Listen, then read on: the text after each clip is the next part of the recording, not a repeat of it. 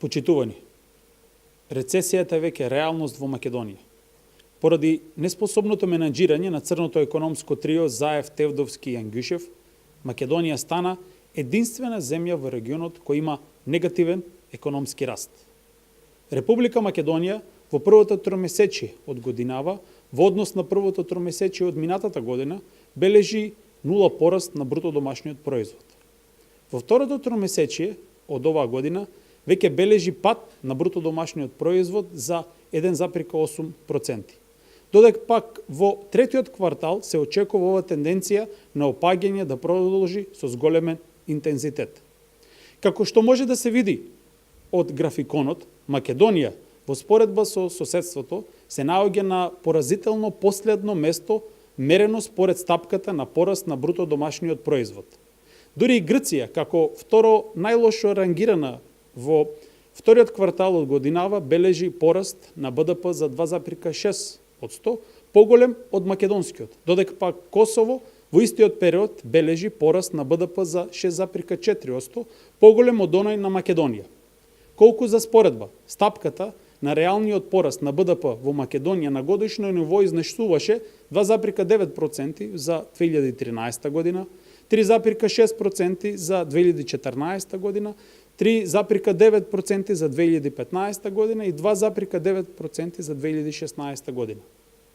Во подолг период Македонија ќе ја заокружи оваа година со негативен знак на БДП. Политичката криза и лошата економска политика на новата влада ја турна Македонија во рецесија.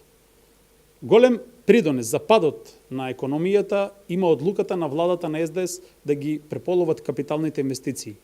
Намалените капитални инвестиции го успоруваат градежништвото, а индексот го успоруваат и 25 поврзани гранки.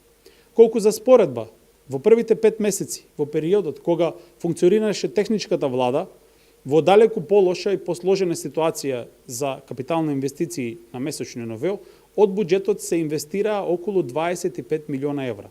Со доаѓање на СДС во јуни, јули и август, трошењето на парите од буџетот на капитални инвестиции изнесува скромни 14 милиона евра. Катастрофалната економска политика доведе и до пад на индустријското производство, пад на прометот во индустријата, пад на просечното нето плата, а странските инвестиции во слободните зони го спасуваат македонскиот извоз од колапс.